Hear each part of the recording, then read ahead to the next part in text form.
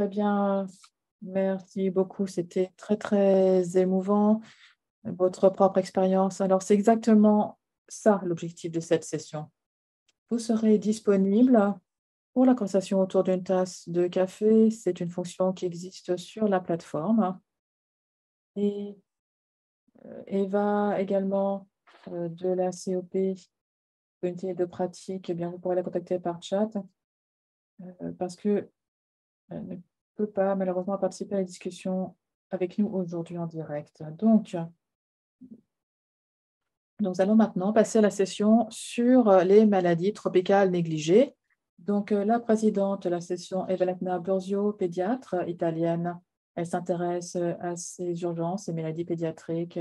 Elle a travaillé au Pakistan et dans d'autres endroits pour MSF. Et elle alterne entre le travail militaire en tant que clinicien spécialiste des maladies infectieuses pédiatriques et son travail au Royaume-Uni. Donc, Valentina, vous avez la parole.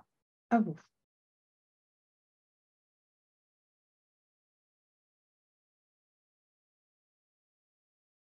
Merci à tous et à toutes. Je suis très honorée de présider cette session sur les MTN, les maladies tropicales négligées, avec Alexandra Cluse, Thomas Jensen et Led Yap et de Nicolas Morton. Nous avons fait de notre possible pour organiser cette session pour parler des MTN.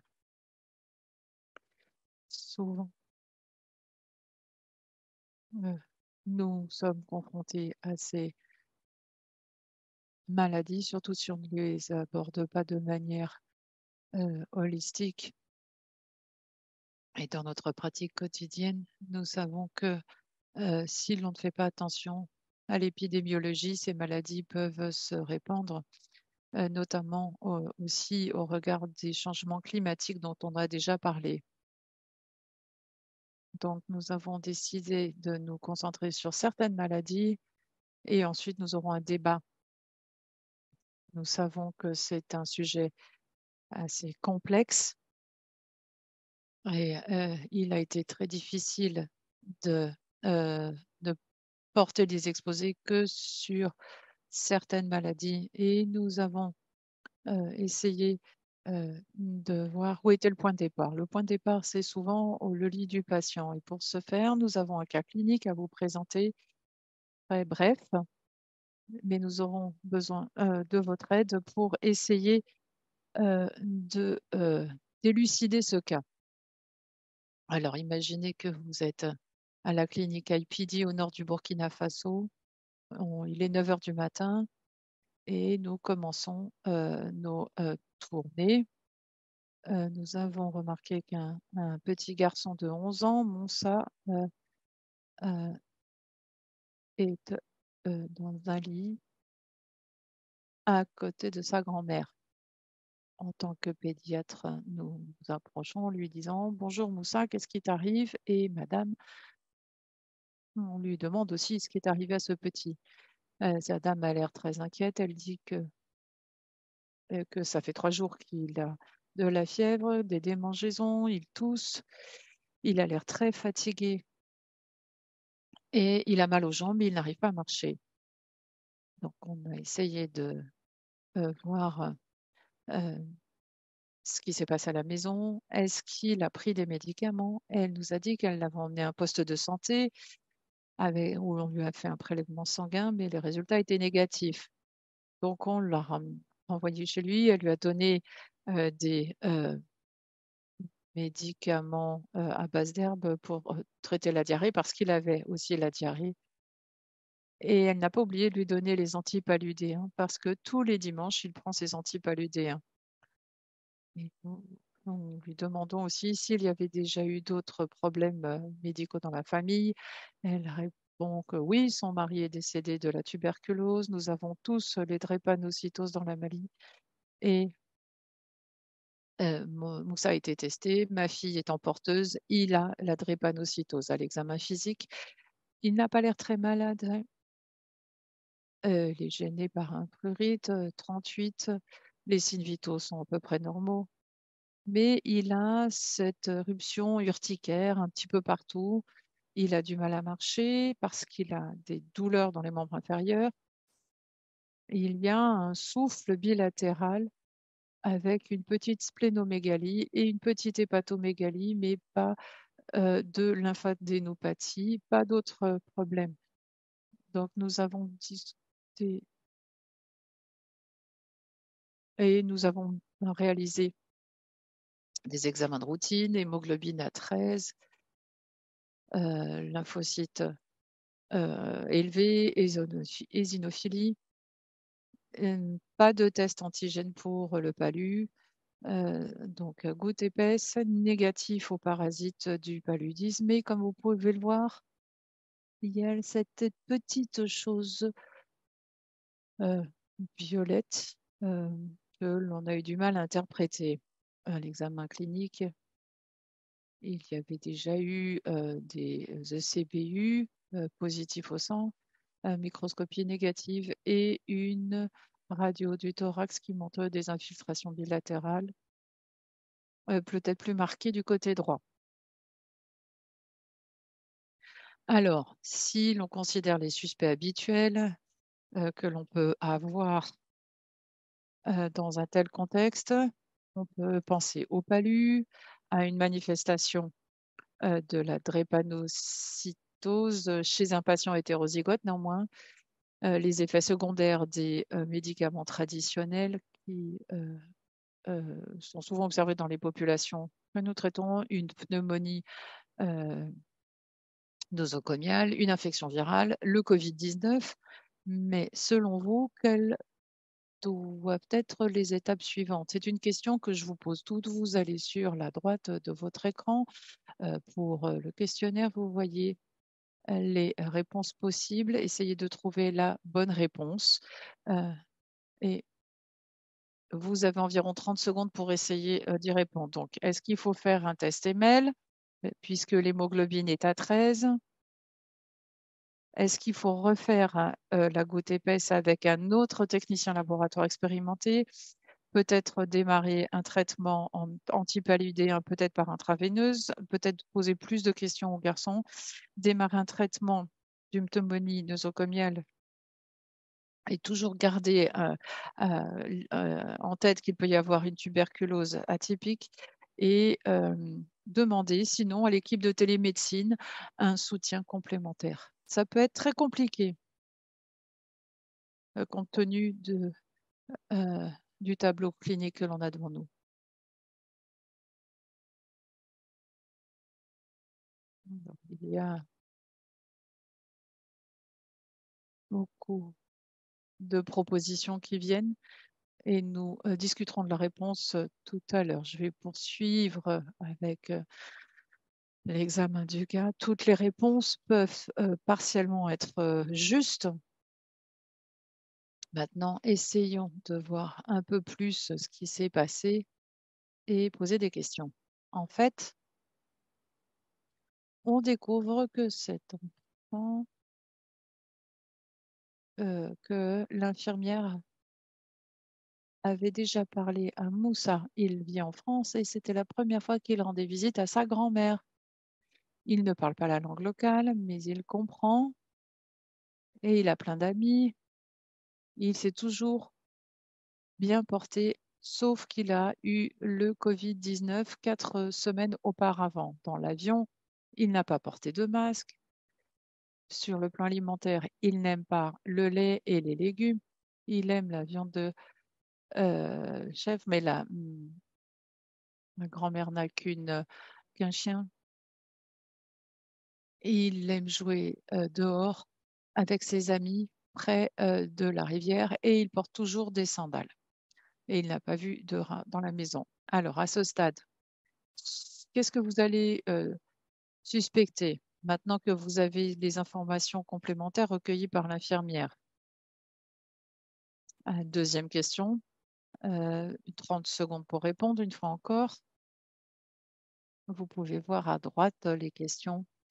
Est-ce qu'on doit soupçonner un palu malgré les résultats négatifs qu'on a vus, une pneumonie nosocomiale, une réaction aux médicaments traditionnels donnés par la grand-mère, Est-ce que l'on peut encore soupçonner une infection respiratoire virale en raison de la diarrhée et des symptômes respiratoires, une hématurie, d'une glomérulonéphrite post-streptococcale ou aucun de ces suspects? Difficile de tirer une conclusion et de poser un diagnostic. C'est là qu'il est important, on le voit, de travailler en équipe et d'avoir toujours la possibilité de euh, partager les doutes et les questions que l'on peut avoir. La majorité d'entre vous a répondu 6. Aucun de ces. Je ne pense pas que le palu soit impliqué puisque les résultats étaient négatifs.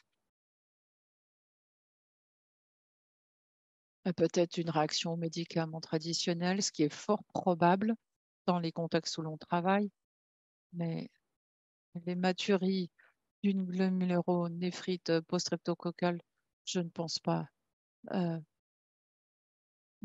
possible. Il n'y avait pas d'infection à Streptococcus. Alors, compte tenu du pays d'origine et de l'endémicité de la schistosomiase au Burkina Faso, du euh, tableau clinique subaigu avec cette éruption cutanée, il faut prendre en compte les zonophilies, les résultats de l'ECBI et le fait qu'il a joué dans l'eau. Le diagnostic serait eu un stade précoce de la fièvre de Katayama, donc la schistosomiase, donc prédnisolone et ensuite du praziquantel. Je vous remercie d'avoir participé à ce petit exercice. Alors, ce qu'il faut retenir ici, c'est que toutes les fièvres ne sont pas des fièvres paludéennes. Les symptômes ne s'améliorent pas souvent et les antécédents ne correspondent pas au scénario. Et les antécédents sont essentiels pour ne pas négliger le patient et la maladie. Donc, il faut recueillir les informations auprès de l'enfant et de sa famille, c'est très important. S'il en a des doutes, des questions, rappelez-vous qu'on travaille en équipe, une équipe qui est près de vous, des médecins, des infirmiers qui sont là pour répondre à vos questions et pour les cas complexes, il y a la télémédecine. C'est un très bel outil de soutien au terrain. Il y a également des recommandations des groupes pédiatrie et MTN. Donc, si vous avez des cas cliniques complexes, vous pouvez aussi vous appuyer sur ces recommandations qui seront bientôt prêtes. Et nous travaillons aussi dans une zone particulière. Vous avez les CDC qui sont très importants. Et puis l'OMS pour connaître l'épidémiologie des zones où l'on travaille. Et la fièvre de Katayama se produit chez des migrants, des personnes déplacées, des voyageurs, des touristes et dans des zones vierges de toute immunité, des personnes qui n'ont pas d'immunité.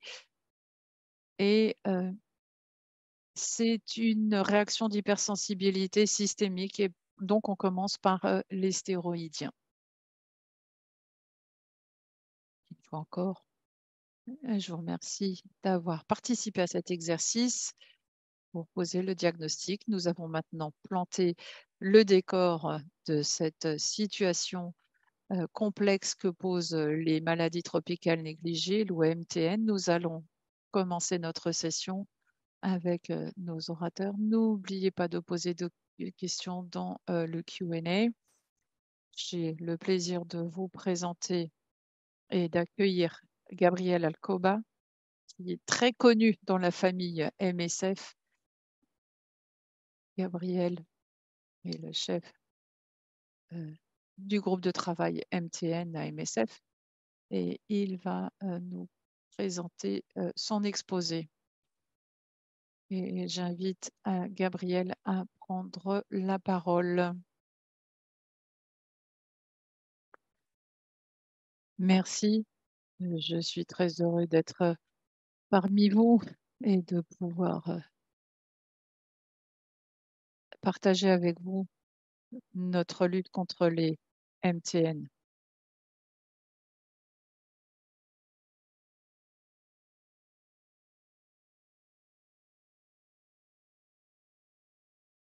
Je vais vous présenter le sujet des maladies tropicales négligées. Je travaille sur ce sujet depuis très longtemps, sujet qui m'est très cher. Je vais vous parler surtout de la stratégie relative à ces MTN, pardon, et ce que fait le groupe de travail. Et cela chevauche beaucoup les problèmes de pédiatrie. C'est presque 2 milliards de personnes qui sont touchées par ces maladies, dont 50% d'enfants, et on les considère négligées parce qu'elles sont quasiment éradiquées et donc oubliées dans les pays riches, mais elles affectent de manière tout à fait disproportionnée les populations déplacées, rurales, éloignées et les plus pauvres. Elles sont négligées par le secteur pharmaceutique et la recherche et partagent certaines caractéristiques cliniques dont on parlera plus tard dans les ateliers. Elles affectent souvent la peau. Elles sont associées à la malnutrition, la diarrhée, les anæmies, les douleurs chroniques aiguës. Elles peuvent toucher les viscères et elles peuvent avoir aussi des symptômes neurologiques. Cette liste officielle de l'OMS des MTN présente 20 maladies. Cette liste remonte à 2018 et j'espère que le NOMA sera ajouté bientôt parce qu'il s'agit d'un exemple typique de maladie tropicale négligée qui n'est pas forcément d'origine infectieuse, ce n'est pas une bactérie ni des parasites. Beaucoup sont des parasitoses, la leishmaniose, la maladie du sommeil, le borrelie, des maladies bactériennes. Le borrelie est une maladie qui est très traumatisante. Et puis les champignons, les mycoses comme les mycétomes et les chromoblastomycoses.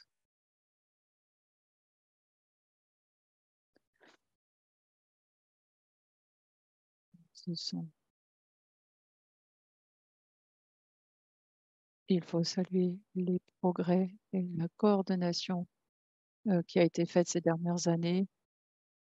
Le pion commence à disparaître progressivement et la maladie du sommeil aussi, mais l'échinococcus est beaucoup plus fréquente que ce que l'on imagine. Donc, on a commencé à travailler sur ce plan aussi. Alors, quels sont les MTN pris en charge ou faisant partie de notre stratégie AMSF? C'est la leishmaniose. Donc, ce sont essentiellement des MTN pédiatriques. Donc, leishmaniose viscérale, c'est le cas hasard. Et donc, la leishmaniose cutanée aussi. Les morsures de serpent, les morsures de chien, la rage, la schistosomiase, les parasites digestifs, la dengue, le noma, l'ulcère de Buroli et d'autres MTN cutanés. Vous avez ici la répartition de la leishmaniose pour le Kala-Azar et les autres formes de leishmaniose et les morsures de serpent, surtout en Afrique. Et la stratégie est la suivante. Nous avons le groupe de travail. Et il y a la stratégie de l'OMS avec son département. Nous avons commencé il y a 30 ans avec les maladies parasitaires et aujourd'hui,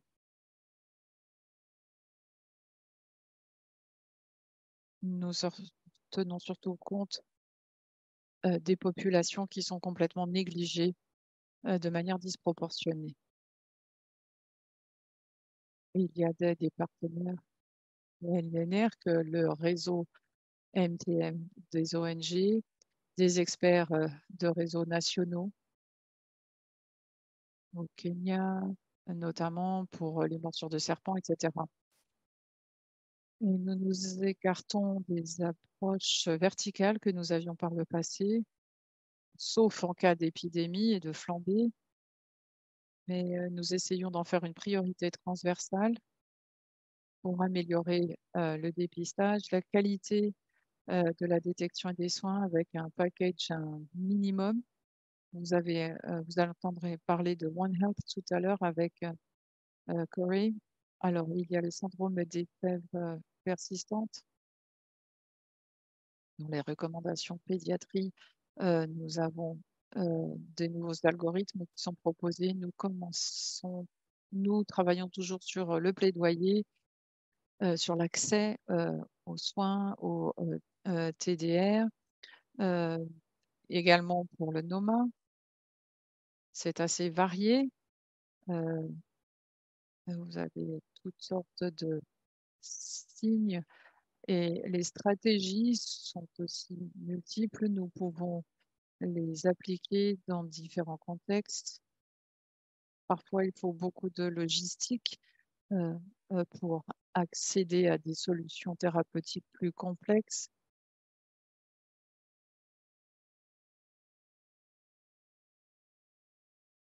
Et le contrôle antivectoriel s'améliore en travaillant avec des vétérinaires aussi.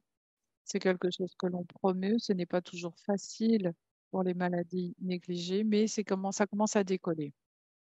Il y a 3 outils sur lesquels j'aimerais finir. Ce sont un outil de l'OMS, l'application des MTN cutanés pour reconnaître les principales maladies qui peuvent défigurer et stigmatiser. Il y a une plateforme Tembo de e-learning pour les morsures de serpents et on travaille sur l'algorithme des fièvres persistantes. Et pour ceux d'entre vous qui ont un accès au SharePoint MSF, vous pouvez y accéder. Et puis, il y a le nouveau guide pédiatrie. Voici l'application sur les MTN développée par l'OMS. C'est un outil très utile.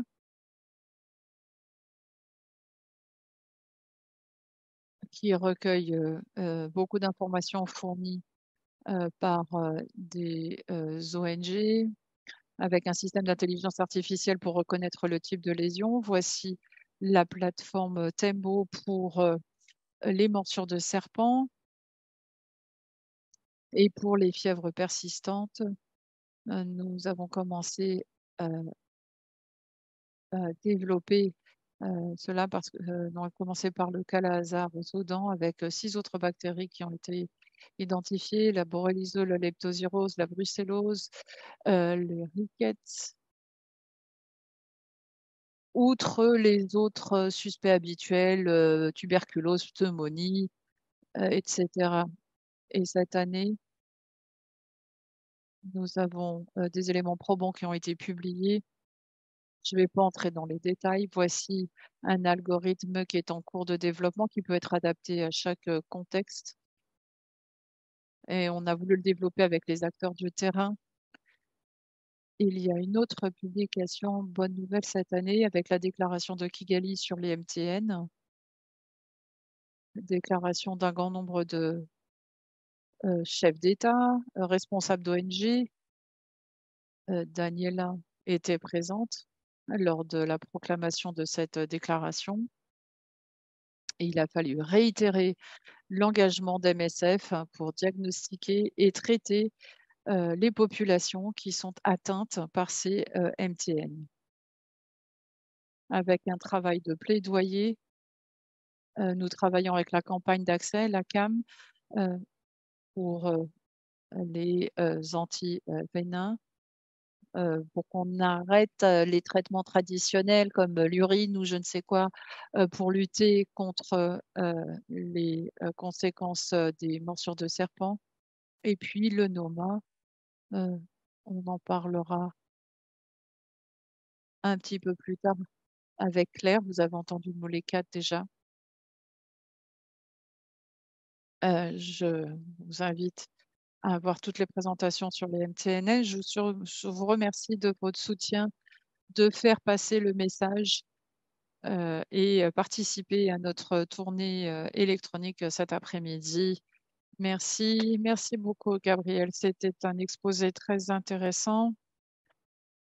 On aurait bien voulu en entendre davantage et je suis certaine qu'il y aura plein de questions dans le Q&A, mais on aura les conversations au moment des cafés tout à l'heure. C'est également très pratique, donc merci aussi pour cette perspective très pratique. Merci. Maintenant, nous aimerions présenter notre prochain conférencier, le docteur Amadou Garba, qui est responsable du contrôle schistosomiase à l'OMS à Genève. Il a travaillé par le passé dans les pays africains. Pendant 25 ans, il a travaillé sur la question des schistosomiases et d'autres maladies tropicales. Donc, merci beaucoup d'être avec nous, docteur Garba, et nous vous souhaitons la bienvenue. Merci beaucoup, merci. C'est un plaisir pour moi de pouvoir prendre la parole lors des journées pédiatriques. Merci aux organisateurs de m'avoir invité. C'est également un plaisir pour moi de pouvoir vous parler d'une maladie tropicale négligée qui s'appelle la schistosomiase. Ça fait partie des 20 maladies qui ont été présentées par Gabriel tout à l'heure. Donc, le département MTN a élaboré et lancé l'an dernier un document stratégique pour la décennie qui s'appelle la feuille de route MTN, NTD Roadmap. Il a été adopté lors de l'Assemblée de l'OMS et elle est en phase avec les objectifs de développement durable. Donc, l'objectif est d'éliminer les MTN dans la décennie qui vient grâce à des changements programmatiques, à savoir que ce sont les pays où c'est endémique qui vont être propriétaires des programmes. Il y aura également la mise en place d'activités transversales et également, on va également se tourner vers des indicateurs d'impact. Donc, ce document est accompagné d'un ensemble d'autres documents, des documents compagnons, comme on les appelle. Par exemple, il y a un cadre de durabilité, également un cadre sur les MNI, un autre sur l'eau, l'assainissement, l'hygiène. Donc, tous ces documents sont disponibles sur le site web de l'OMS. Quels sont les objectifs qui ont été fixés pour la décennie? Alors, les principaux objectifs, les objectifs globaux, eh bien, sont tout d'abord la réduction du nombre de personnes qui ont besoin d'une intervention dans ces pays. Donc, il faut réduire le nombre de personnes qui ont besoin de traitement pour toutes ces maladies négligées, schistosomiase et d'autres. Il faut réduire de 90% leur nombre. Nous devons également obtenir une réduction de la morbidité en diminuant de 75% les AVCI, les années de vie ajustées sur incapacité. Pour ce qui est des pays, eh bien, nous voudrions que 100% pays aient éliminé au moins une maladie tropicale négligée et éradiquer 2 MTN. Donc ça, c'est aussi un objectif pour la décennie qui vient. Pour ce qui est de la schistosomiase, nous avons défini des objectifs et des jalons que vous pouvez voir ici à l'écran. Donc, nous devons... Alors, il y en a 2 indicateurs principaux. Tout d'abord, éliminer la schizophrène comme étant problème de santé publique dans l'ensemble des pays endémiques. Deuxième objectif, qui est un sous-objectif, il s'agit d'interrompre la transmission de cette maladie chez l'humain, parce qu'il y a 2 catégories de pays, les pays très, très avancés, où l'interruption de la transmission bien, peut être attendue, et également des pays où il faut encore travailler sur la question.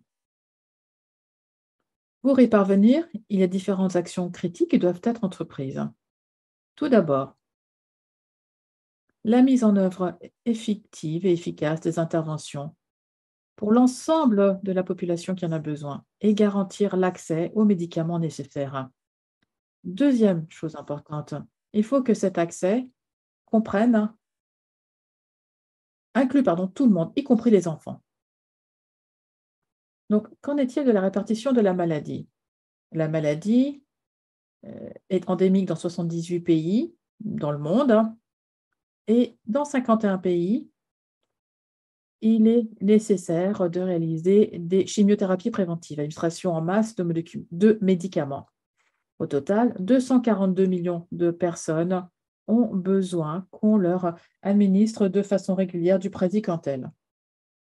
Il y a également des publications et des rapports sur la transmission de la maladie dans différents pays. Ça doit encore être confirmé, là pour le Népal, pour l'Inde et pour le Myanmar. En Europe, également en Corse, nous avons également une transmission de la schistosomiase, donc c'est nouveau en Europe, et on a ça sur 2 sites de transmission du fait de Nematomum, et cela a augmenté depuis 2011. Alors, qu'en est-il du cycle de vie du parasite? Alors, commençons ici avec les œufs, ici en bas, qui doivent être libérés dans l'eau fraîche. Donc, on a le S hématoglobin. Donc, ça, c'est pour la version urogénitale, donc qui est libérée par l'urine. Et on a les autres œufs qui, eux, sont pour la schistosomiase intestinale, Japonicum, Mekongii, Masonai, etc. Et donc, ces œufs vont éclore dans l'eau fraîche. Ils doivent ensuite pénétrer des escargots. Il faut que ces escargots soient présents dans l'eau fraîche pour que cela puisse entretenir le cycle. Et dans ces escargots, eh bien, le parasite va se transformer et il va ensuite libérer une forme infectée. Et c'est le cercaire donc, qui va pénétrer la peau de l'être humain et infecter les gens. Donc, la schistosomiase, ce n'est pas une maladie qu'on attrape en buvant de l'eau. C'est une maladie que l'on attrape lorsque l'on est en contact avec de l'eau fraîche qui a été contaminée par le parasite. Donc, au sein du corps humain, le parasite va être transformé et la forme finale du parasite, eh bien, c'est un ver. Donc, il y a des vers qui non, ils ne vont pas rester dans l'intestin et disparaître avec les selles. Non, ils vont s'installer dans les vaisseaux sanguins. Donc, c'est à partir des vaisseaux sanguins que ces vers vont pondre leurs œufs qui vont ensuite avoir un tropisme, donc en fonction du type de schistosomiase, alors soit urogénitale, eh bien, dans ce cas, ils sont évacués à l'extérieur du corps par le biais de l'urine. Les œufs restants vont rester dans le corps, vont créer une réaction inflammatoire, vont provoquer un granulome et entraîner la maladie. Même chose pour la schistosomiase intestinale. Là, les œufs eh bien, peuvent aller jusqu'au foie, créer une fibrose et un grand nombre d'œufs sont ensuite évacués par les selles. Donc voilà, en bref, le cycle de vie de la schistosomiase. Donc il faut qu'il y ait des gens infectés, il faut qu'on ait des plans d'eau fraîche, et il faut que l'on ait également des escargots pour pouvoir permettre la transmission de cette maladie. Donc, quels sont les groupes à risque de schistosomiase? Eh bien, le principal groupe connu, ce sont les enfants en âge d'aller à l'école, hein, mais ce n'est pas le seul groupe de personnes potentiellement malades. En fait, il s'agit surtout de personnes qui vont se baigner dans les plans d'eau. Donc, on a également les enfants d'âge préscolaire, on a également des adultes qui sont en contact avec ces plans d'eau du fait de leur métier, par exemple. Ça peut être les agriculteurs, ça peut être les pêcheurs, les gens qui travaillent au niveau de l'irrigation, et aussi les femmes. Du fait de l'absence d'eau propre à la maison, par exemple, eh bien, elles doivent aller s'approvisionner dans la rivière ou dans le lac pour réaliser leurs tâches domestiques. Donc, elles sont également à risque. Et parfois, c'est l'ensemble de la communauté qui est à risque du fait de l'absence d'assainissement, d'hygiène, et les gens eh bien, utilisent le plan d'eau pour pour nettoyer différentes choses, pour s'alimenter ou pour d'autres activités sociales. Alors maintenant, qu'en est-il des manifestations cliniques? Nous avons déjà dit qu'il y avait 2 formes. Il y a donc la forme urogénitale et la forme intestinale. Pour ce qui est de la forme urogénitale, les principaux signes cliniques, eh bien, la présence de sang dans l'urine. Vous voyez ici à gauche, hein, des récipients contenant de l'urine. L'urine d'enfants scolarisés au Niger. Donc, on avait réalisé une enquête et vous pouvez voir combien la maladie peut entraîner des pertes sanguines et entraîner une anémie. Alors, il peut également y avoir des lésions au niveau de la vessie. On peut également avoir plus tard l'apparition d'un cancer de la vessie. Alors, pour ce qui est des formes génitales, eh bien, cela peut concerner les hommes et les femmes. Chez les femmes, on peut avoir des lésions de la vulve, on peut observer des lésions du vagin, par exemple. L'OMS a élaboré un atlas concernant ces questions. Et on peut avoir également des lésions dans la voie supérieure. Donc, dans les trompes de Fallope, on peut également avoir la présence de maladie qui va empêcher les œufs fécondés de se retrouver dans l'utérus. Ça entraîne une grossesse extra-utérine, le saignement, le décès potentiellement. On a également des risques de stérilité à cause de la maladie. Donc, il y a un grand nombre de manifestations possibles. On peut également simplement présenter des douleurs abdominales pour ce qui est des femmes. Pour les hommes, problème d'hémospermie, douleurs pendant les relations sexuelles, etc. Maintenant, parlons des formes intestinales. Eh bien, elles peuvent se traduire par la présence de sang dans les selles, hein. Donc, sur la gauche, vous voyez les selles d'un enfant très très jeune. Je crois qu'il a 4 ans. Donc, diarrhée répétée, perte de nutriments. Donc, vous voyez la perte de sang, la perte de nutriments. Et dans les phases avancées, on peut avoir une hypertension de la veine porte, acide, et même le décès même éventuellement. Donc, vous voyez que l'infection des jeunes enfants, eh bien, elle a lieu très tôt dans la vie de ces enfants. Parce que passé la naissance, en fait, eh bien, la plupart du temps, après 40 jours, les femmes peuvent sortir de la maison pour réaliser leur activité. Et une de ces activités quotidiennes, bien, enfin, c'est le fait de nettoyer les plats dans la rivière, par exemple. Et là, vous voyez, les enfants sont exposés. Ce bébé, par exemple, hein, qui est dans cette bassine, la bassine est remplie d'eau infectée et le bébé peut rester assis dans l'eau, dans la bassine pendant que la mère vaque à ses occupations. Et il peut y rester pendant des heures même. Et pendant toutes ces heures, eh bien, les cercaires auront la possibilité de pénétrer la peau de ce jeune bébé et l'infecter. Et ça peut se produire au quotidien. Donc, c'est une répétition, si vous voulez, de l'infection qui se produit jour après jour. Et vous pouvez bien vous imaginer que, heu, ça entraîne certaines morbidités. Ici, vous voyez cette jeune fille de 5 ans avec une urine, hein, pardon, avec une présence de sang. Vous voyez ici les enfants qui, font la lessive, qui jouent dans la rivière. Donc cette infection, chez les jeunes enfants, eh bien, a entraîné l'OMS à organiser une rencontre en 2010 afin de passer en revue les différentes études. Vous voyez, au Soudan, par exemple, prévalence de l'infection chez les enfants âgés de 1 à 2 ans, bien, vous voyez qu'à l'âge de 2 ans, 32,6% des enfants sont infectés.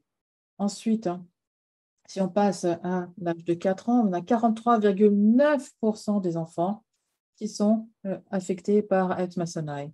Et si vous regardez l'infection avec Catocat, eh bien, on va à 63,2% chez les enfants âgés de 3 à 4 ans. Donc, le taux d'infection peut être vraiment très, très élevé, la morbidité également chez les jeunes enfants. Et c'est une tranche d'âge qu'on ne devrait vraiment pas négliger. Sur ce tableau, qui provient d'une publication de Traoré au Mali, vous voyez les taux d'infection au sein d'une communauté en fonction de l'âge. Donc, de 2 à 6 ans, 52,8% de taux d'infection et 10,7 ont une infection de haute intensité. Vous avez également la présence de lésions que l'on peut observer à l'échographie et 32% présentent des anomalies de la vessie, des affections des voies urinaires, par exemple, donc dilatation de l'urètre, entre autres. Donc la morbidité également, c'est quelque chose que l'on peut observer chez les jeunes enfants et chez les enfants de manière générale. Donc, en résumé, les premiers signes, eh bien, ça peut être de la présence de sang dans les selles, dans l'urine, hématurie, douleur abdominale. On, on peut également donc avoir, comme je vous le disais, la présence de sang dans les fesses. Et l'échographie, peut, aider à détecter les lésions au niveau de l'urine de, la vessie, du foie, du rein. Donc l'OMS a publié en février de nouvelles recommandations concernant le traitement, de la schistosomiase chez l'humain. 2 recommandations concernant le traitement des jeunes enfants. Tout d'abord, hein, il faut les inclure dans les activités de chimiothérapie préventive. Donc, inclure les jeunes enfants dans les campagnes d'administration massive de médicaments. Mais pour que cela ait lieu, nous devons avoir une formulation pédiatrique du praziquantel qui est actuellement en cours d'élaboration par Merck.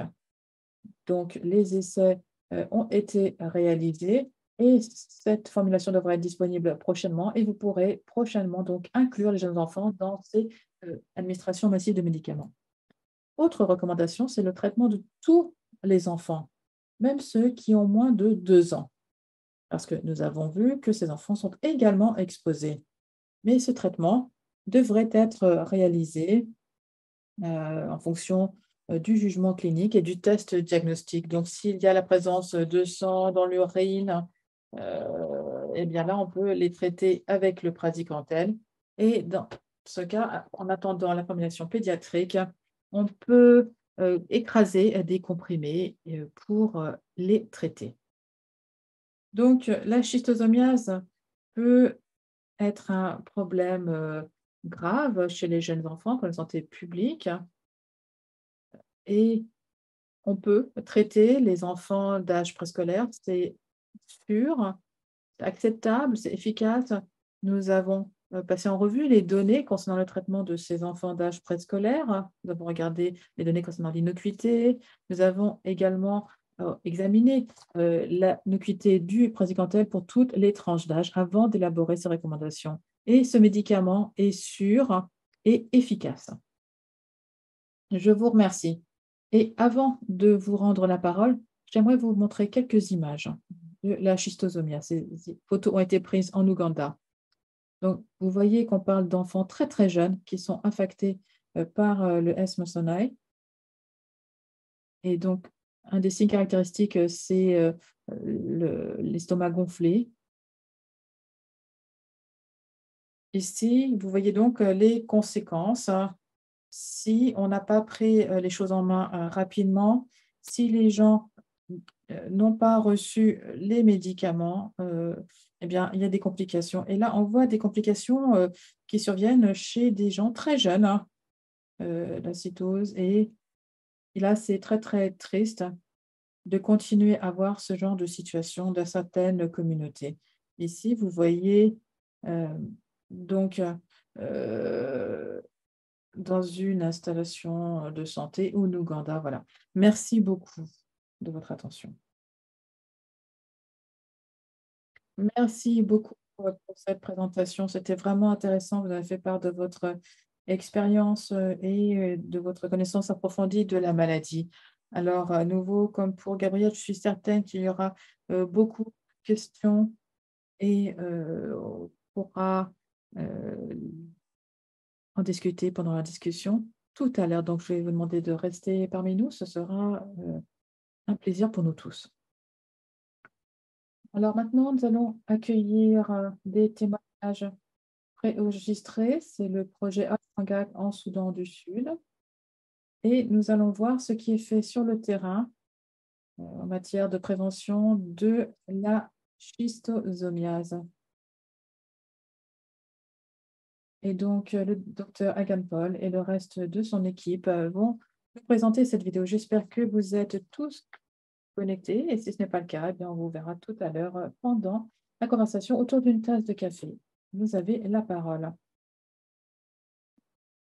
Bonjour, bonjour à tous. Je m'appelle Bazam Adamou Awa. Je travaille avec MSF OCP. Je suis au Soudan du Sud. Et je vais vous parler de l'administration ciblée de praziquantel chez les patients chez lesquels on suspecte une schistosomiase. Donc, la population traitée par SMS se compose de populations natives et de personnes déplacées. Donc, il y a des questions d'insécurité et un des endroits où on attrape le plus facilement cette maladie, eh bien, ce sont les marais. Donc, c'est un marais très grand, presque la taille du Royaume-Uni.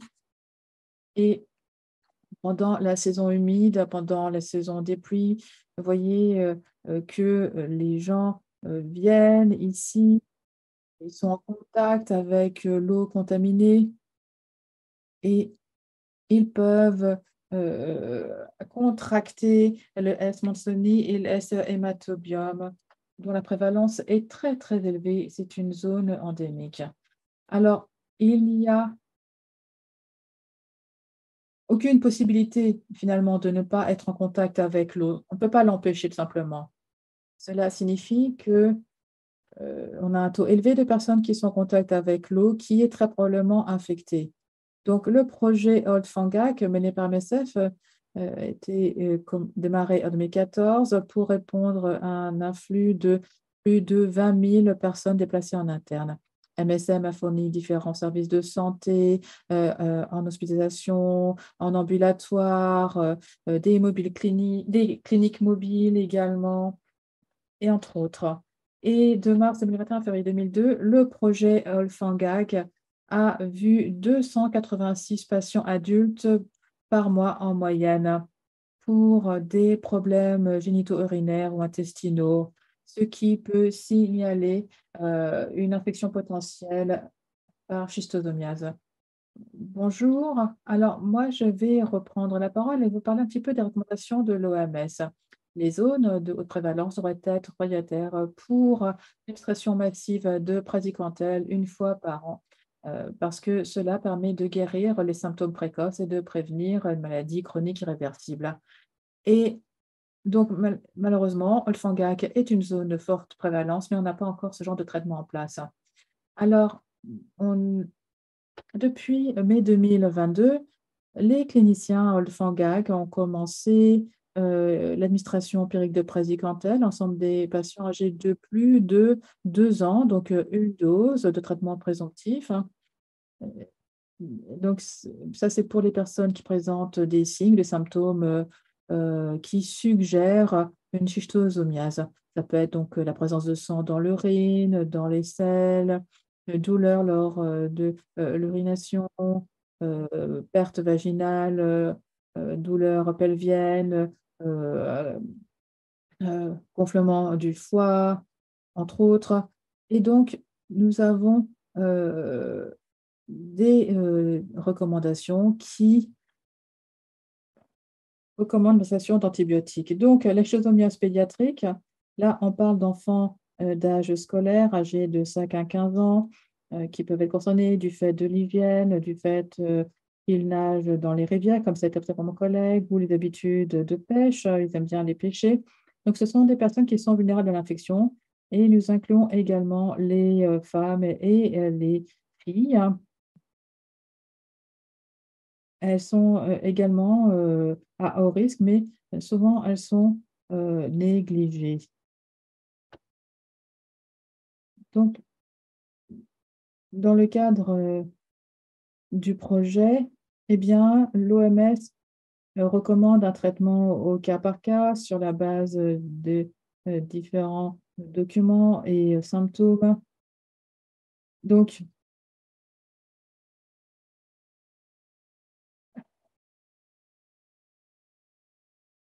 donc, le problème, c'est qu'il y a souvent une réexposition, mais le fait d'administrer le traitement de façon précoce, de façon répétée, va réduire les taux de réinfection et la morbidité.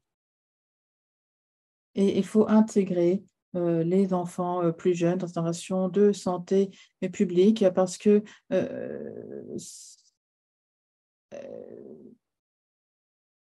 vous avez ici notre laboratoire à Old Fangak. C'est un laboratoire où on a différentes ressources et nous pouvons faire de la microscopie basique, par exemple, analyser l'urine et d'autres analyses de base. Nous collectons les différents échantillons. Donc, c'est fait lorsque les patients arrivent. Ensuite, au laboratoire, nous avons une centrifugeuse et le technicien prépare les lamelles qui sont ensuite examinées au microscope. Cela prend environ 20 minutes et il peut définir quel parasite est présent. Ici, à Olfangag, nous avons différentes difficultés. Comme cela a été dit, il y a la question de l'accès à la population, ce sont des zones reculées. Et, alors, il y a les problèmes d'inondation, il y a également un grand nombre de personnes déplacées et donc les gens n'ont pas accès à l'hôpital. C'est difficile d'avoir accès aux traitements de base. Il n'est pas non plus possible de contrôler la population d'escargots. Alors, la population est exposée de façon répétée à l'eau, donc il faut administrer les traitements de façon répétée également. Alors, à l'heure actuelle, nous travaillons sur la collecte de données pour améliorer les choses à l'avenir, pour voir de quelle façon bien collecter toutes ces données. La confirmation par laboratoire n'est pas toujours faisible. On a parlé de la collecte d'échantillons, du transport, le fardeau supplémentaire, le personnel. Et parfois, à l'hôpital, eh bien, les gens sont surchargés et c'est difficile en fait de prendre en charge tous les patients. Les tests,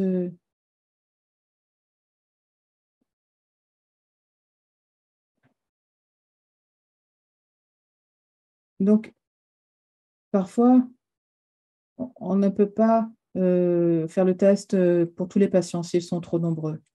Donc, on n'a pas non plus vraiment de formulation pédiatrique du médicament pour les enfants âgés de moins de 15 ans. Et donc là, vous avez un exemple d'une vidéo prise dans un camp de personnes déplacées. Donc, et dans ces zones, le seul moyen de transport, eh bien, c'est de passer par la rivière. Donc, nous utilisons les petits bateaux et beaucoup de difficultés associées aux inondations. Et donc, certaines communautés sont inondées. Et là, vous voyez, par exemple, il y a des objets qui bloquent le passage. Donc, les gens sortent du bateau pour le pousser. Et parfois, ça peut prendre 30 minutes, 35 minutes même.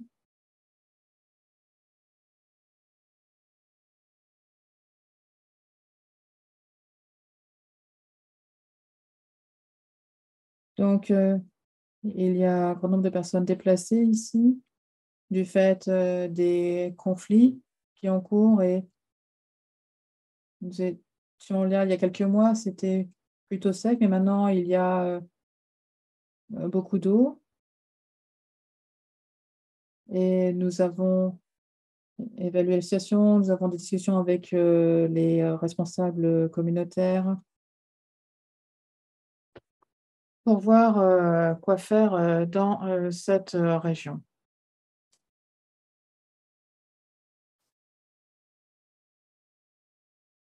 Donc, vous voyez ce qui se passe. Donc, en octobre, c'était différent. Là, maintenant, la pluie s'est arrêtée depuis quelques jours et nous espérons que la zone va s'assécher à nouveau. Donc, pour conclure, nous devons traiter les enfants d'âge préscolaire, les enfants d'âge scolaire qui présentent un risque élevé d'exposition de morbidité. Nous devons également traiter les filles et les jeunes femmes parce que cela accroît le risque d'infection par le papillomavirus humain, le VIH. Alors, le praziquantel, c'est un médicament qui est efficace, qui est sûr, qui est peu onéreux et on peut combiner tout à fait avec l'albendazole lorsque c'est possible. On peut également administrer un médicament anti-palu. Avec le praziquantel, bon, il y a un risque de nausée, mais on peut tout de même le faire. Il faut dire aux cliniciens quels sont les effets secondaires possibles. Non, au niveau communautaire, heu, il faut vraiment sensibiliser les gens. C'est important d'un point de vue santé publique. Et donc ça, c'est un exemple d'intégration innovante pour lutter contre une maladie tropicale négligée. Donc c'est quelque chose de très efficace et je pense que c'est une approche très efficace, très peu onéreuse, très rentable et je vous remercie de votre attention.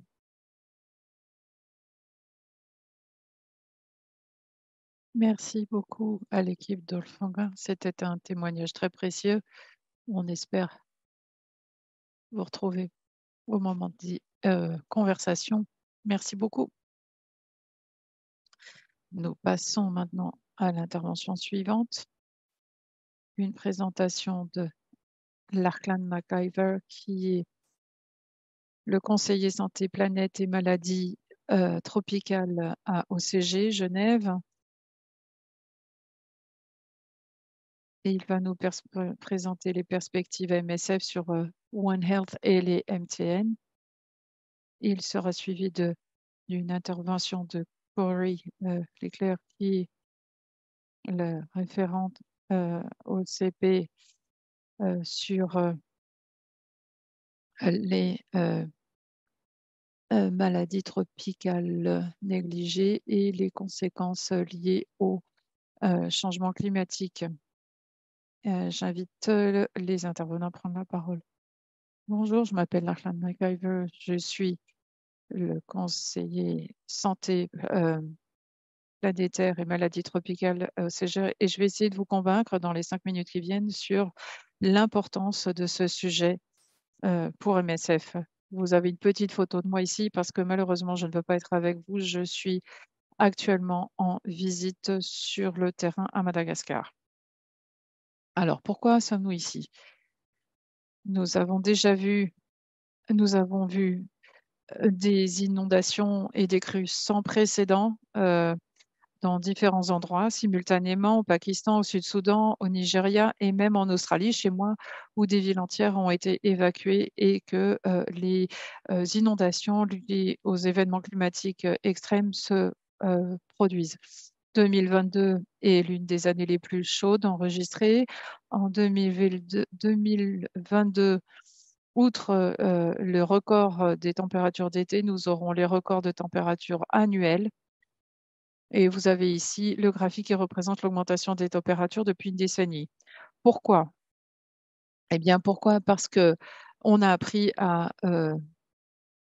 utiliser les combustibles fossiles, les dinosaures morts et les forêts préhistoriques que nous avons détruits depuis la révolution industrielle se stockent sous la forme de carbone dans l'atmosphère, si bien que la concentration augmente beaucoup plus que par le passé. C'est une mauvaise nouvelle parce que les concentrations de carbone dans l'atmosphère sont étroitement liées aux températures atmosphériques, si bien que la température de la Terre augmente plus rapidement que par le passé et elle va devenir de plus en plus élevée et nous en sommes les responsables. Et c'est également une très mauvaise nouvelle pour notre santé. Alors que la planète se réchauffe en raison des émissions de carbone et du changement climatique, il y a une insécurité accrue sur les ressources précieuses comme la nourriture et l'eau. Cela a des effets sur les maladies délétères pour la santé humaine, comme celles qui sont des maladies hydriques, les maladies diarrhéiques avec le choléra qui devrait augmenter de 5% pour chaque degré supplémentaire de température. Il y a aussi les maladies diffusées par des vecteurs comme les moustiques. L'exposition à la dengue dans les décennies à venir sera supérieure à 1 milliard de personnes, donc 1 milliard qui seront exposés à ces moustiques qui peuvent être les vecteurs de la dengue. Et bien entendu, le changement climatique est à l'origine de catastrophes de plus en plus fréquentes et graves. Des incendies, des sécheresses, des inondations, des tempêtes tropicales qui elles-mêmes représentent une charge très importante en termes de blessures et de décès. Alors, pourquoi MSF devrait se préoccuper du changement climatique? Eh bien, parce que la plupart des pays où nous sommes présents sont également les pays qui sont les plus vulnérables et qui sont les plus touchés par les effets du changement climatique, y compris l'effet négatif sur la santé.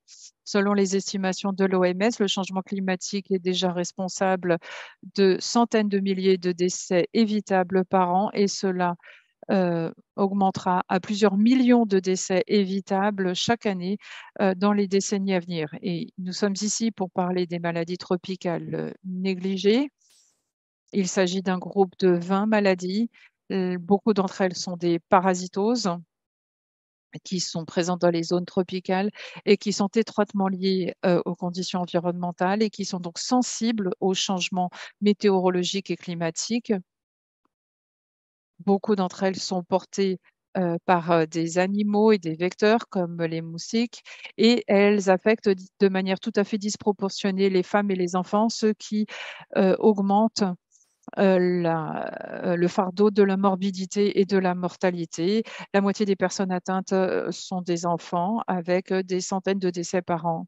Voici un exemple, le schistosomiase, qui est un parasite qui est transmis par des gastéropodes d'eau douce et qui provoque deux types de maladies en forme urogénitale et intestinale. Et c'est une maladie parasitaire qui a des effets dévastateurs à long terme. Les enfants sont les plus à risque, sont les plus touchés et cela peut être à l'origine de cancers, d'infertilité ou d'hémorragie gastro-intestinale. Il est par conséquent essentiel qu'MSF poursuive ses efforts et renforce ses moyens pour prévenir, diagnostiquer et prendre en charge ces maladies tropicales négligées comme la filariose lymphatique ici. Dans l'ensemble de nos projets, où l'on complétera avec le Watson et les activités de prévention en matière d'hygiène. Et ainsi, nous allons dépasser les difficultés liées à ces maladies. Bonjour, je m'appelle Cory. Comme Lachlan vous l'a dit, je suis référent MSF au CP. Je suis très heureux d'être parmi vous et pour poursuivre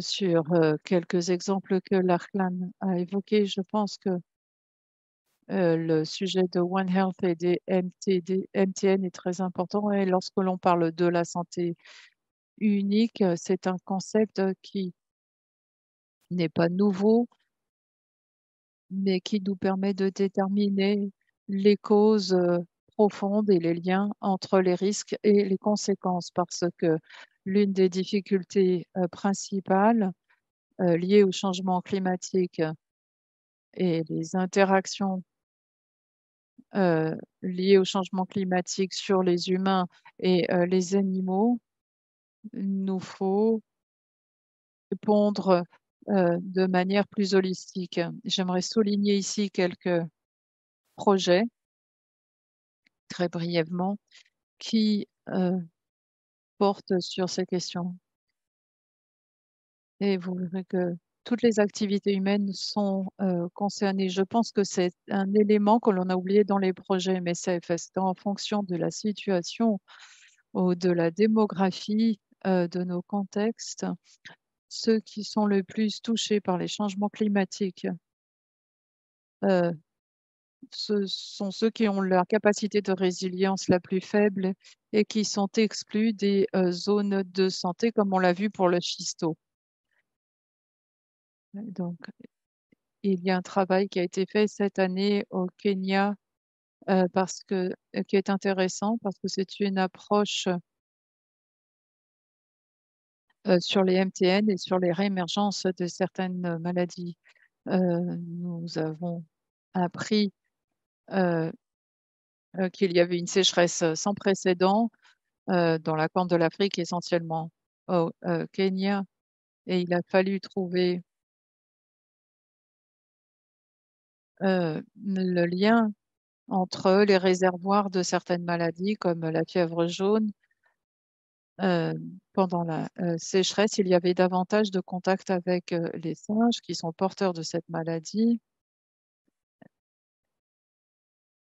Et dans ce cycle de transmission, nous avons vu que la fièvre jaune apparaît dans des zones où elle n'existait pas il y a 20 ans, ce qui est une source de difficulté pour les autorités sanitaires et gouvernementales parce que il faut davantage de vaccins. Les campagnes de vaccination ont parfois été arrêtées dans certains pays. Donc, des changements très rapides sont observés. Puis, il y a aussi des procédés beaucoup plus insidieux qui se produisent. Et comme Lachlan l'a dit, nous avons travaillé avec des vétérinaires dans certaines régions pour mieux comprendre les risques et la réémergence de leishmaniose ou d'autres maladies. Et nous pensons que c'est essentiellement dû non seulement à des contacts différents pendant les confinements qui ont affecté les jeunes filles en âge de scolarité, qui sont inscrites dans un cycle de pauvreté perpétue et avec le réchauffement de ces zones et de changement d'habitat et l'absence de surveillance de population, nous avons vu, d'après nos études, qu'il y a un changement de facteur dans la transmission. Donc, outre les réponses adaptées aux situations et à la prise en charge, en travaillant avec les vétérinaires, nous espérons pouvoir mieux adapter nos réponses aux situations. Il s'agit de 2 exemples du Kenya. Je vous remercie de m'avoir écouté et je vous redonne la parole. Merci Corey, merci beaucoup. Merci beaucoup à Lachlan également pour ce témoignage. J'aimerais remercier tous les intervenants. Nous avons pu constater que il y a eu beaucoup de questions qui ont été posées au sujet des cas cliniques. Donc, nous allons maintenant ouvrir la table ronde. Je vais inviter Alexandra Cruz, que la famille MSF connaît bien, qui a beaucoup contribué à l'organisation des journées pédiatriques des années précédentes. Alexandra, tu as la parole et bienvenue au débat interactif. Merci. Donc, dans les prochaines 45 minutes, nous allons discuter avec nos panélistes et j'invite nos participants à prendre la parole. Vous êtes invités à vous poser des questions et j'invite les auditeurs à utiliser le système de Q&A pour poser les questions. On n'aura peut-être pas le temps de répondre oralement à toutes les questions pendant la table ronde, mais nous ferons en sorte d'y répondre plus tard. Je vais donc inviter certains intervenants que vous avez déjà entendus. Amadou Garba, un expert schisto pour l'OMS, Gabriel Alcoba, MSF aussi, et Corey Leclerc, que vous venez de rencontrer, qui est référent des luttes contre les maladies vectorielles, puis Mohamed Moussouké, qui représente les opérations de MSF, et Fabienne Alves pour le DNDi. Tout le monde est là? Très bien. Mohamed a une longue expérience en sein d'MSF France dans divers pays. Qu'est-ce que ces présentations vous ont inspiré s'agissant du support aux opérations, comme par exemple le contexte du Sud-Soudan? Merci de me donner la parole. Et comme le docteur Graba l'a dit, lorsque vous voyez, c'est les 3 facteurs de cette triade que nous avons au Sud-Soudan, ils sont présents, les gastéropodes, l'eau fraîche, l'eau douce, etc. Et lorsqu'on considère les barrières, la connaissance clinique, l'expertise, le diagnostic en laboratoire, le traitement, tout ceci nous manque. Par ailleurs, sur le plan clinique, nous avons eu des espèces. Ce sont les enfants qui sont les plus sévèrement touchés et les femmes, et qui se présentent avec des symptômes à plusieurs consultations. Un enfant reçoit un lundi, reçoit un traitement systématique, et la semaine suivante, c'est exactement la même chose. Il faut donc analyser mieux les cas, les MTN. Ce n'est pas quelque chose que l'on a forcément à l'esprit systématiquement en tant que clinicien, et c'est pour ça que les outils développés par MSF sont très utiles. Et comme on l'a entendu dans l'exposé précédent, il est important de traduire cela en action opérationnelle malgré les obstacles que j'évoquais. La majorité des cliniciens sur nos sites n'ont pas de formation médicale formelle, et il faut qu'MSF les forme. C'est ce que nous faisons. La plupart des populations vivent dans des zones extrêmement reculées, comme vous l'avez vu. Donc là, on sait qu'il y a une action à mener, et il faut aussi voir comment travailler avec nos homologues au ministère de la Santé pour qu'ils utilisent aussi les solutions de traitement préventif. Donc, de notre côté,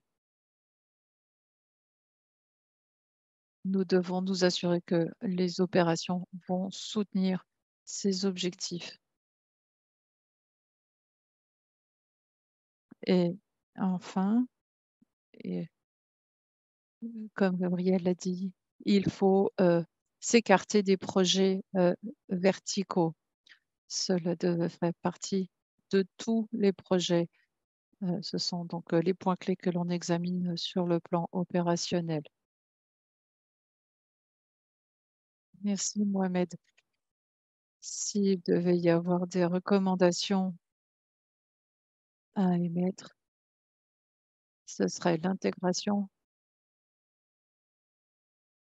Peut-être autre chose aussi.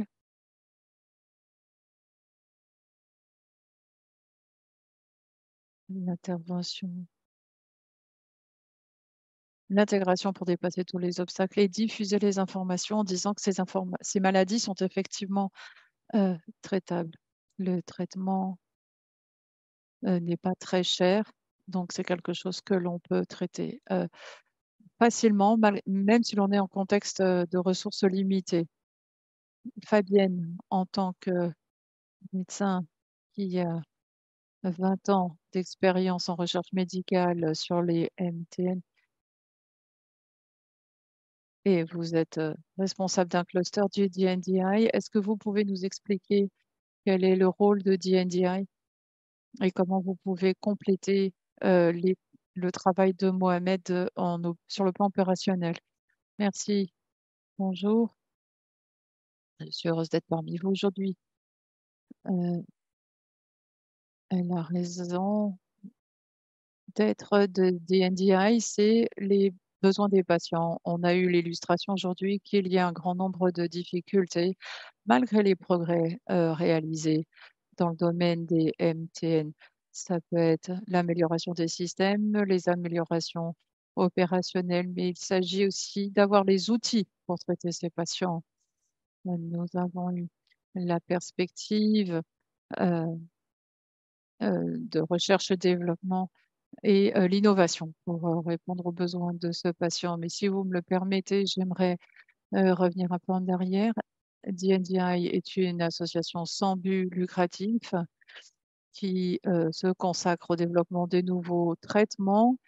Et DNDi a une histoire étroitement liée à celle de MSF. Cela remonte à la fin des années 90, lorsque l'on a pris conscience du fait que même si les MTN représentent plus de 12% du fardeau des maladies dans le monde, seul 1% des nouveaux traitements, des nouveaux médicaments développés visent les MTN. Donc, tous les progrès technologiques et pharmaceutiques ne bénéficiaient pas aux patients qui sont les plus défavorisés. Et c'est qui alimente aussi ce cercle vicieux de la pauvreté. En pratique, vous êtes dans les missions, comme on l'a vu, et beaucoup des cliniciens de MSF sont confrontés à des patients pour lesquels il n'y a pas de traitement ou les traitements étaient peu efficaces ou toxiques et on pouvait faire très peu. Lorsque en 99 MSF a reçu le prix Nobel, il a été décidé d'investir dans une solution qui était la création de DNDi qui se consacre au développement de ces traitements pour les maladies négligées. Et pour illustrer nos actions, je dirais tout d'abord que tout doit partir du besoin médical. Donc, il faut d'abord comprendre ce qui est nécessaire pour les patients atteints de CMTN, l'épidémiologie. On parle par exemple de la répartition des âges. 50% de ces maladies touchent les enfants. Donc, il faut comprendre ces besoins pour ensuite identifier les caractéristiques du traitement qui pourrait répondre aux besoins de ces patients.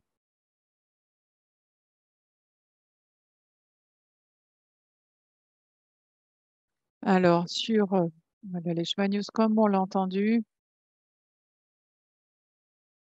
on travaille en partenariat avec MSF pour développer de nouveaux outils et il y a un cas particulier où on s'est rendu compte qu'il fallait avoir une formulation pédiatrique lorsqu'on développait des traitements pour le Kala-Azar. On a été surpris parce que lorsque l'on a testé le seul traitement oral de la leishmaniose, l'efficacité était que de 72% pour les patients qui répondaient à ce traitement, alors qu'en Asie, c'est plus de 90% des patients qui répondent au traitement. Et lorsque l'on essayait d'identifier les causes de ces échecs thérapeutiques, en fait, on s'est rendu compte que c'était surtout les enfants de moins de 12 ans qui avaient des rechutes et ceci était associé au fait qu'ils étaient moins exposés aux médicaments. Donc, on a pu mesurer la concentration du médicament dans leur sang et en fait, ces enfants n'étaient pas suffisamment exposés.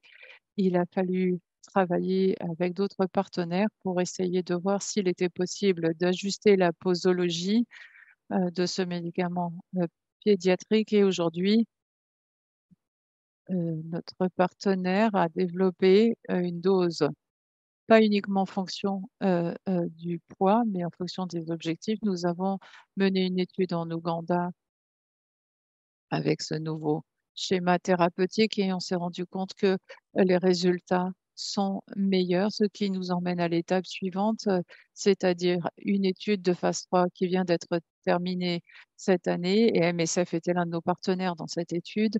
C'est ainsi que l'on développe nos connaissances. On a des excellents résultats avec ce nouvelle combinaison thérapeutique. On était à plus de 93% de résultats positifs, de réponse au traitement. Et c'est typiquement un exemple qui montre dès que vous avez un besoin médical, il faut comprendre les éléments sous-jacents et trouver des solutions qui vont améliorer la sécurité, l'efficacité du traitement et là plus particulièrement les enfants. Merci. Encore une remarque.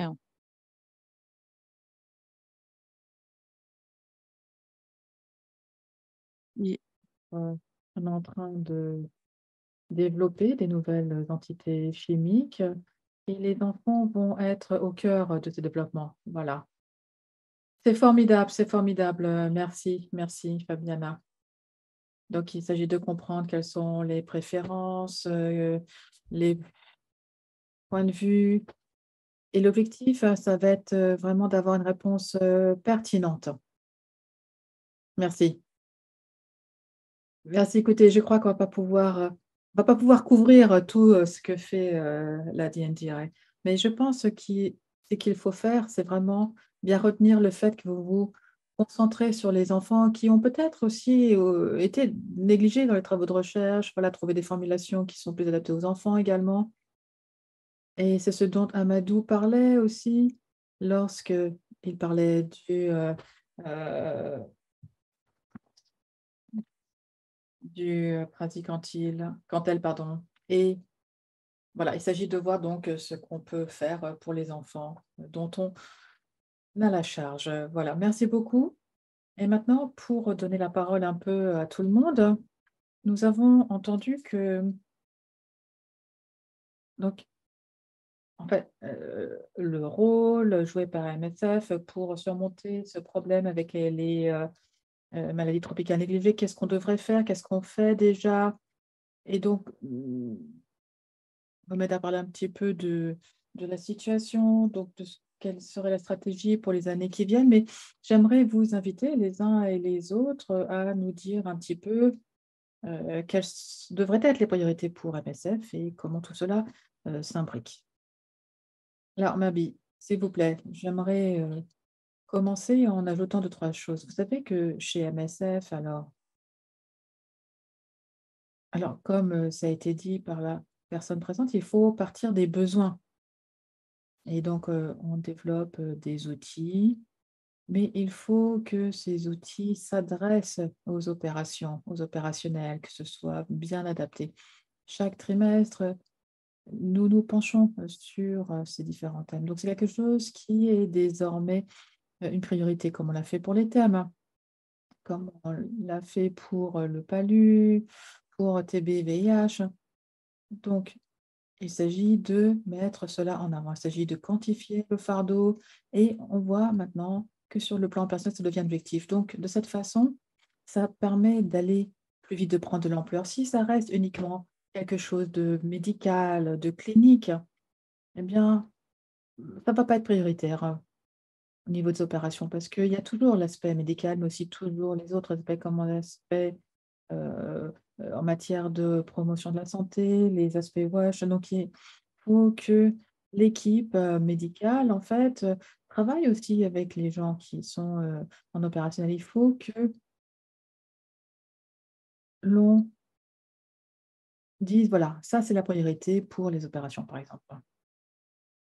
Donc, vous parlez des besoins du terrain, d'équilibrer finalement entre les soins au chevet, le traitement et également les activités de prévention à travers les différentes disciplines. Alors, est-ce qu'on sait faire ça, Corey? Bah, écoutez, oui, je pense qu'effectivement, ça nous amène au point dont on parlait, l'intégration. Je crois que MSF a la possibilité d'y contribuer. Vous savez, on travaille beaucoup avec ces populations sentinelles qui sont déjà négligées, en fait. Ne sont pas dans les essais contrôlés randomisés. Voilà. En fait, on- je crois que On a parlé de la question, donc une seule santé, mais il est important de savoir dans sa zone quelles sont les zones qui sont les plus sensibles aux changements environnementaux, aux chocs environnementaux et voir quelles sont les maladies qui étaient déjà endémiques et se pencher sur les aspects de prévention. Il s'agit de constituer le premier réseau. Alors, il y a beaucoup de ces programmes, d'entités qui sont, menés de façon régulière au pas. Aussi il y a des MDAs au pas, voir quels sont donc, les chocs auxquels, ces populations peuvent être confrontées et capitaliser sur l'information, heu, d'un point de vue, de prévention ou aussi, renforcer les aspects structurels des centres de santé, par exemple, renforcer les mécanismes structurels, que ce soit l'accès, la prise en charge. Vous savez, parfois, il y a le côté de la stigmatisation où les gens ont mauvais souvenir et se disent: «Maintenant, j'ai pas trouvé». Donc il faut bien comprendre, en fait, ce qui se passe et où et comment. Donc je crois que dans certaines, régions, eh bien, on voit des changements, en termes de stratégie de prévention, comme pour le palu, par exemple, où, on s'oriente aussi vers, les moustiquaires, par exemple, ou vers d'autres types d'approches. Donc je pense qu'il est important de voir ce qui se passe de façon plus large. Donc vous avez parlé de cartographier, de s'adresser aux gens, avec lesquels on travaille, mais qu'en est-il de l'engagement communautaire? Est-ce que c'est important? Est-ce qu'on le fait? Je crois que c'est quelque chose que alors bon, dans les projets où c'est fait, c'est très bien fait. Mais je n'ai pas le sentiment que ce soit fait suffisamment. Ça n'a pas besoin d'être quelque chose de formalisé, ça peut être, une participation informelle, juste, de bien, comprendre en fait, quelles sont par exemple les voies migratoires, qui vient d'où, q tout ça, ça peut avoir, des répercussions, positives, et aider à mieux interpréter les données médicales. Donc il s'agit de poser les questions et de bien écouter l'information que l'on reçoit de la part de la communauté. C'est important, très important, je pense. Merci, merci Corey. Une question, dans le public et je pense que je voulais poser à vous, Amadou. Est-ce que vous pensez que on peut éliminer les MTN si on n'investit pas tout d'abord pour renforcer les systèmes de santé qui sont déjà très faibles? Sinon, qu'est-ce que les humanitaires tels que nôtres peuvent faire? Eh bien, merci beaucoup. Je crois que éliminer les MTN, c'est possible. Parce qu'il y a eu un grand nombre de consultations auprès des différentes parties prenantes, des gens sur le terrain aussi. Néanmoins, je pense que pour que cela ait lieu, il faut que l'on intègre les MTM dans les systèmes de santé. C'est important.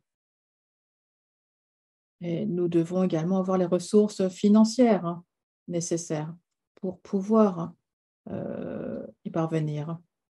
Donc je vais dire qu'à l'OMS, eh bien, nous mettons à disposition des médicaments gratuits au pays pour prévenir, la morbidité et pour éliminer ces maladies. Donc dans l'exemple du Soudan du Sud, le, praziquantel est disponible et la collaboration entre MSF et le ministère de la Santé est importante, pour pouvoir administrer le médicament de façon massive. Je crois que les ministères de la Santé devraient mettre à disposition ces médicaments à MSF, tôt, afin de pouvoir mettre en place les actions de prévention et ça, c'est possible pour tous les pays, y compris le Soudan du Sud. Mon deuxième point concerne le traitement des jeunes enfants. Alors, on n'a pas la formulation pédiatrique encore pour le praziquantel, mais tous les enfants devraient recevoir le comprimé écrasé, déjà, en attendant. Et aussi, il y a la question de diagnostic, le diagnostic communautaire. Je pense que donc l'enquête a montré que 84% de prévalence dans la communauté. Alors là, je crois que on devrait vraiment lancer un traitement en masse pour cette communauté. Donc, l'intégration dans le système de santé avec un renforcement des capacités également du personnel de santé qui travaille dans ces zones reculées. La compréhension technique de MSF, des ressources pour la mise en œuvre, ben, ce sera très utile, je pense également, pour pouvoir aller vers ces personnes atteintes de MTN qui vivent dans les zones reculées. Très bien. Donc, alors, les systèmes de santé un peu faibles, et avant qu'on puisse vraiment passer à l'échelle, on peut peut-être essayer, n'est-ce pas, en attendant. Bah, la formation et le renforcement des capacités, je crois que c'est très simple, hein. Les outils dont on a besoin pour la prévention des MTN, pour l'administration massive de médicaments, c'est quelque chose que l'on peut faire au niveau communautaire, hein, grâce à des administrateurs de médicaments communautaires, comme on les appelle, hein.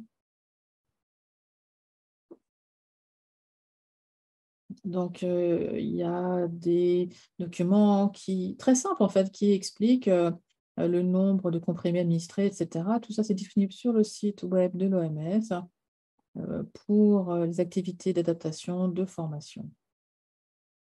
Donc, système de santé faible, ce n'est pas une excuse pour ne pas avancer, c'est ça? D'accord. Très bien, merci. Gabriel, comme Mohamed le disait tout à l'heure et Amadou aussi, l'équilibre entre la prévention et les soins médicaux au chevet du patient. Qu'en est-il pour les PL? Alors, c'est une question assez large, n'est-ce pas? Mais on parle d'administration massive de médicaments, de distribution de moustiquaires. Et qu'en est-il des soins médicaux qui sont prodigués au chevet du patient? Comment est-ce qu'on trouve l'équilibre? Merci pour cette question. C'est exactement la question qu'il fallait poser. C'est une question d'équilibre. Et nous avons le sentiment que parfois nous avons été très verticaux dans notre approche, hein. Soins cliniques, laboratoires high-tech, sérologie high-tech. Et on arrive à avoir des diagnostics assez précis, assez détaillés. Et il y a le développement de combinaisons de thérapies assez complexes qui associent différents médicaments. Mais dans le même temps, avant de parler de prévention, nous avons beaucoup travaillé sur la sensibilisation.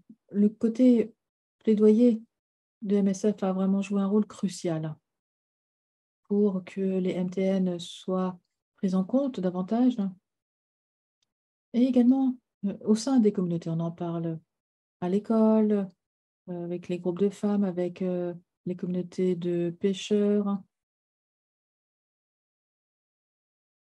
Les agriculteurs, on leur parle des morsures de serpents et on sait que ça fait la différence. Et de mon point de vue, c'est un des points les plus importants. Ensuite, bien entendu, il faut renforcer les systèmes de santé, mais c'est quelque chose que on ne sait pas très bien faire chez MSF, hein. Je pense qu'il faut bien jouer dans ce triangle entre reddition des comptes, ministère de la Santé, OMS, et bien répartir les tâches et les responsabilités. Alors, il y a par exemple l'administration massive de médicaments, avec toutes sortes de questions logistiques, surtout lorsque les zones sont difficiles d'accès. Vous savez, le Yémen, la Somalie, par exemple, on parle de zones où c'est très très difficile d'avoir accès aux populations. Donc, c'est vraiment une question d'équilibre et nous continuerons à faire ce que nous savons faire. C'est indispensable de prodiguer des soins cliniques aux patients, mais il ne faut pas non plus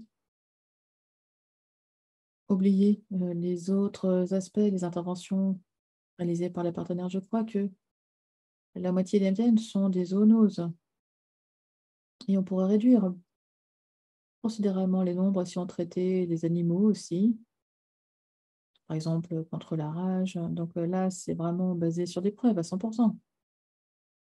Donc voilà, c'est vraiment une question d'équilibre à trouver. Donc une approche pluridisciplinaire qui associe à la fois la prévention, les soins cliniques au chevet. Alors, si on se tourne un peu vers le passé, parce que là on a parlé de l'avenir, mais si on parle un peu du passé, vu que vous êtes là depuis un bout de temps, si vous deviez nous donner les trois principales réalisations d'MSF là, qui vous rendent vraiment fiers de faire partie d'MSF, quelles sont les trois contributions rendues possibles par MSF? Alors, je parle de MSF, hein, l'ensemble de MSF avec DNDi, etc. Donc, qu'est-ce qu'on a pu faire? Alors, je crois que la lutte contre Sommeil et l'autre parasite également, ça a été formidable avec l'OMS et le ministère de la Santé au Congo, Soudan, Éthiopie. Donc ça, c'était une des principales réussites, je crois.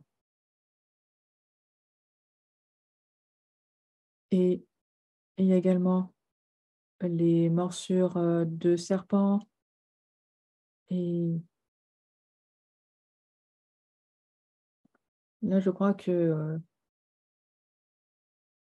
on a révolutionné les choses vers la porte à d'autres maladies. Je crois que là aussi récemment, il y a le Noma. Dans plus de 30 pays, dans 5 continents, eh bien, les ministères de la Santé apportent leur soutien. Nous avons beaucoup d'espoir. Ce n'est pas encore officiel, mais nous espérons que ça deviendra la prochaine maladie tropicale négligée, parce que ça veut dire qu'il y aura un budget, il y aura des responsabilités, plus de partenaires, plus d'universitaires également qui vont être impliqués lorsque l'on parle beaucoup d'une maladie. Donc, si on est sur la liste, eh bien, l'OMS est obligé d'établir une feuille de route. Oui, c'est ça. Donc, peut-être que la prochaine fois, l'an prochain, eh bien, peut-être que Noma sera sur la liste et ça pourrait être une bonne chose. Euh, et surtout parce que c'est aussi une maladie mortelle, surtout chez les enfants qui sont déjà affectés par la pauvreté. Très bien. Je vous propose de passer un petit sondage, une question à poser au public. Oui, donc la question. Donc le titre, c'est Neglected Pneumo plus négligé. Donc est-ce que c'est à MSF de lutter contre cette négligence, de faire en sorte que la maladie ne soit plus négligée? Alors, le sondage, est-ce que vous l'avez? Alors, je ne suis pas certaine que vous voyez le sondage. Peut-être que vous pouvez ajouter vos réponses dans l'onglet questions-réponses. On va voir si on peut euh, y revenir dans le courant de la conversation un peu plus tard. Ah oui, donc c'est affiché. Bah, écoutez, parfait alors. Alors, une question peut-être un peu rhétorique, mais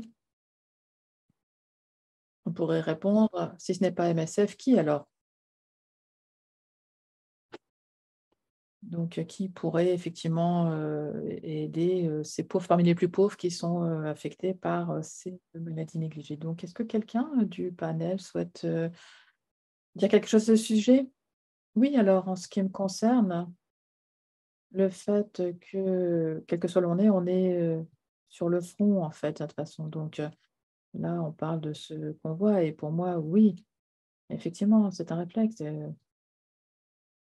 Le fait que l'on voit les patients, le fait qu'on soit sur place, eh bien oui, c'est indispensable. C'est un impératif. Et autre chose que j'aimerais ajouter, vous savez, on travaille, les ressources sont limitées et souvent, il faut quantifier et qualifier le fardeau. Et ce que vous avez vu, par exemple, avec notre exemple, c'est avec les données. Donc, vous savez, quand on va voir les responsables, ben, on a ce problème, on a besoin de transport pour, des médicaments anti-palu ou d'autres choses et on n'a pas forcément les chiffres et souvent c'est difficile de les convaincre, en fait, donc voilà. C'est une des choses, je crois, qu'on peut faire sur le terrain. Les gens, les cliniciens, il faut vraiment qualifier, quantifier pour, montrer davantage, le fardeau du problème, que l'on traite. Alors, le temps file. Je pense qu'il faut parler du changement climatique. Hier, Butcha a parlé de la mousson au Pakistan et des inondations qui en ont résulté. On a eu le témoignage du Sud-Soudan également. On nous a demandé de tenir parole et d'agir. Est-ce que MSF tient parole? Est-ce que, je crois ce qu'hier, on disait que cette, cette crise climatique est une crise qui touche toute l'humanité. Et est-ce que MSF tient parole? Est-ce que les paroles se transforment en actes? Corey, de mon expérience limitée, ce qui est encourageant, c'est que on en débat en épidémiologie, notamment, on parle de l'implication des communautés, mais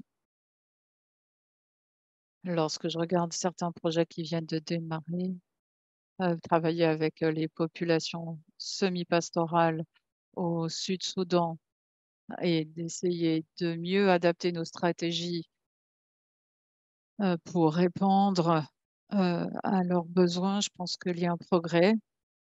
Ce n'est qu'un exemple, mais l'engagement auprès des populations locales et l'adaptation et cette intégration dans nos opérations commence à arriver, mais je pense qu'il y a encore une sacrée marge d'amélioration lorsque l'on pense ce continuum.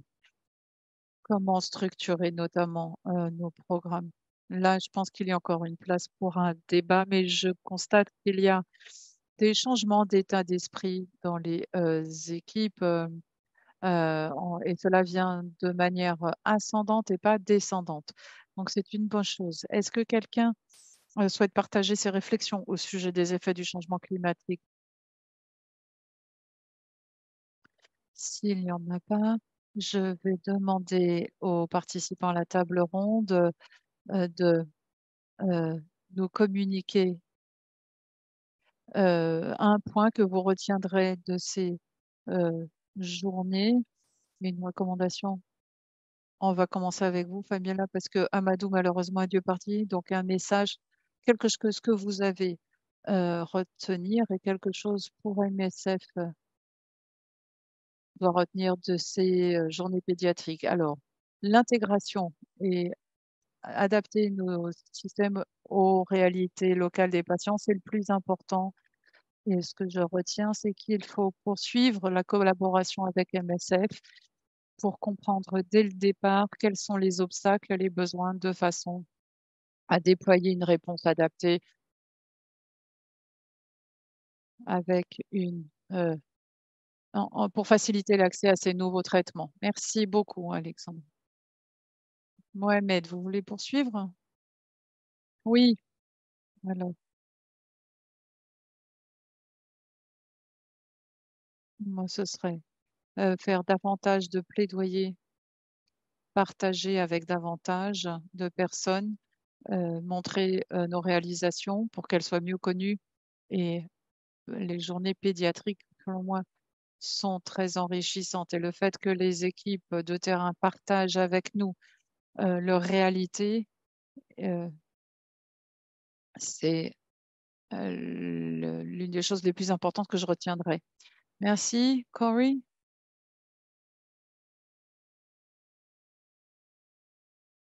Euh, faire un plaidoyer euh, euh, pour la curiosité et pour que les gens s'engagent davantage auprès des populations locales.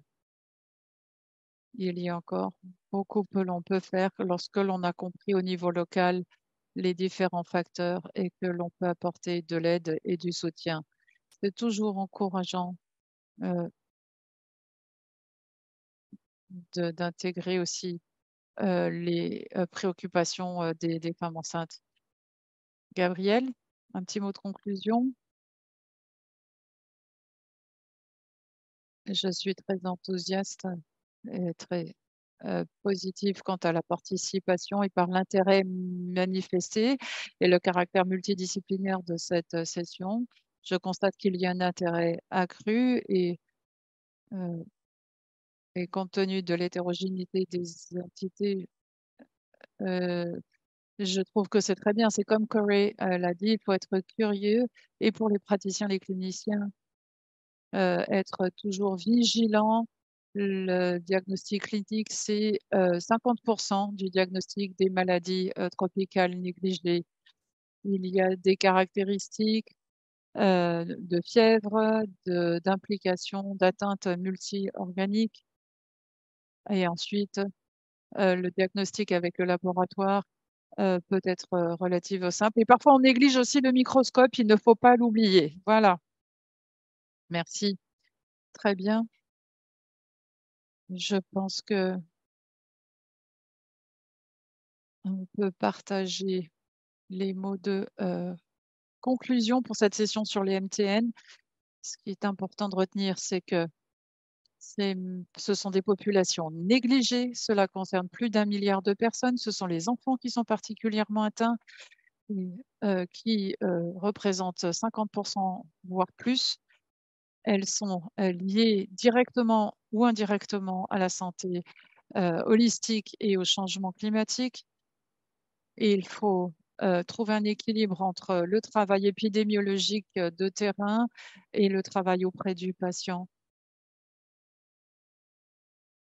Et voir ce qu'il est possible de faire au chevet du patient, être vigilant, constatant constamment, comme dit la Corey, connaître les outils disponibles, partager avec vos équipes et avec la télémédecine, les équipes de télémédecine. Il y a aussi des possibilités de synergie au sein de l'organisation parce que cela requiert une approche multidisciplinaire avec les unités de recherche, la campagne d'accès, DNDi, le siège et le terrain et parler